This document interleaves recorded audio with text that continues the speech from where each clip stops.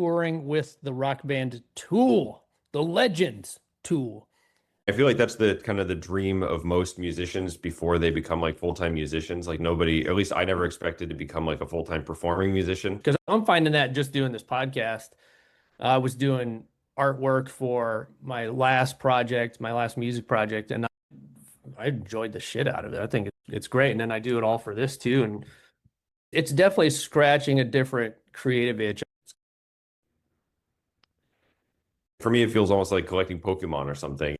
They're staunchly independent. I talked to Parks last February briefly at a merge table, and he was opening up for King Buffalo, and he's like, not doing the Spotify thing, not doing any of that. I think when a band's looking for support, they just internally send out email blasts, and whoever gets it might respond and pitch their band. I think that has a lot to do with there's just so much to listen to that there's just not enough time in the day to dig in anymore. I know you've said in the past that the first goal of Elder was to keep it, to push that heaviness as far as you possibly could, and how it became a little stale after a while. It's not heavy just for the sake of heaviness. I think that show, I was like, oh my God, like this is so cool. Like these full stacks, it's like so loud, it's so heavy. Oh, yeah. And I remember that show being like, whoa, you can do this sonically? What the hell? It is cool to still, every once in a while, just like go to a show and get crushed by volume. I think we were like one of their first sponsored bands once they started making, once they got the dudes who are making them now got like the name rights back and started like hand wiring them again. I know you guys have done like some lineup changes. Did those kind of changes just come with new people in the band, or was it always kind of a plan? Because we're transitioning from the ultra heavy into the other stuff, but I'm assuming that bringing new people in kind of helped push that further. And oftentimes it gets more complicated the more it's like one person just like composing by themselves, because you're not like burdened by what you can do with everyone in the practice space. I want like 10 guitar tracks here. I'm going to use another synthesizer. We like to know exactly what we're doing when we go into the studio, but there's always like intentional spots left open to do something more like that. And so he was just there at the studio, just, well, it was like a live-in studio, and we'd be like downstairs in the lodging, and you'd hear him just playing music at 1 a.m. or something. And so we're often like, okay, this is crazy. Maybe we can like that dude to do something. It was definitely the strangest studio experience I've had, as where you slept there, but then you had access to the studio at all times and everything was on. We could go up at like midnight and go jam. We need some stuff like that here in America. Yeah. There's a couple studios out in Pittsburgh I'm interested in for my next project, because I got a guest host. He's an engineer, was a Seattle guy back in the day. It's like these fantasy studios that you have when you're a musician. Atmospherically, as a whole piece of music, it's a masterpiece to me. Just like having this kind of no pressure you're not on tour, you don't need to worry about it. A lot of people were struggling during the pandemic, but it didn't seem like you guys at all were like struggling to be creative, man. You just kept releasing material and all these different projects. I had a question about delving. Yeah, pretty much. That's the whole reason I got interested in using keyboards in the band, period, just because I think I reached the point where I was like, okay, I don't know like how much more I can do with just guitar.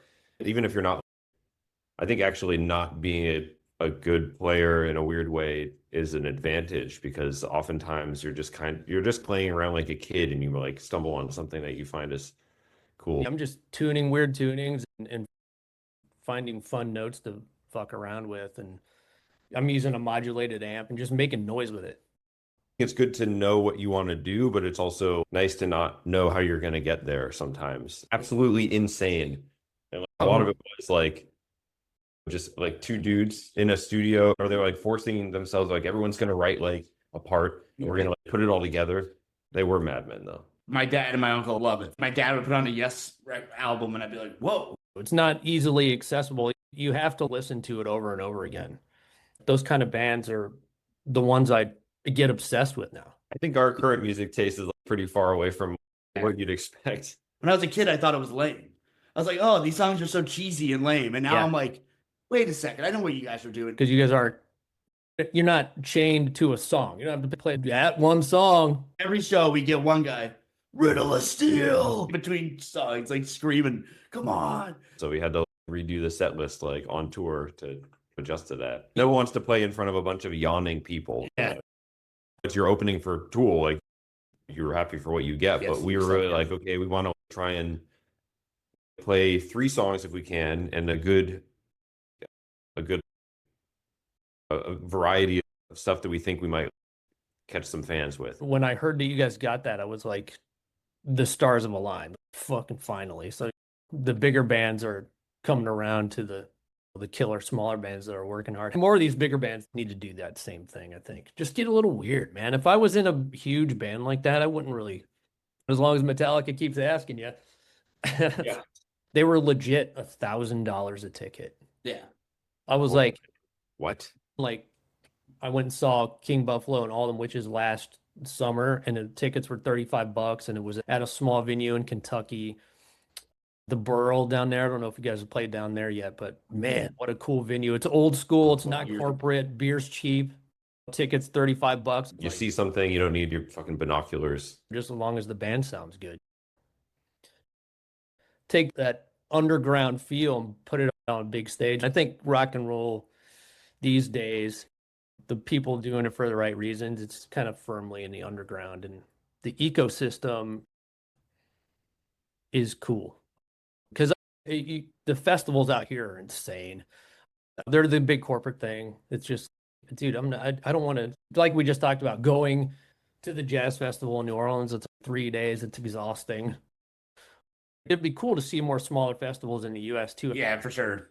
Yeah, that'd be something cool. And then they have a headliner like out on the street on a bigger stage, basically a flatbed truck. It'd be something you guys could do if it was worth it. You guys don't get more offers like that. Dang it, pissed me off, man. Come on, man. We need to bring all these bands more over to the States. As an American band, you can just fly over to Europe and tell the passport officer, like, you're gonna go on tour there, and they're like, have fun.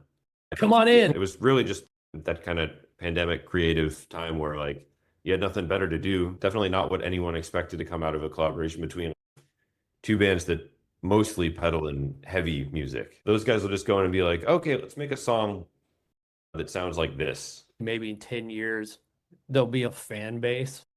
This is happening a lot now. I talked to Peter from Lowrider about the band Acid Bath, and that's what happened to them.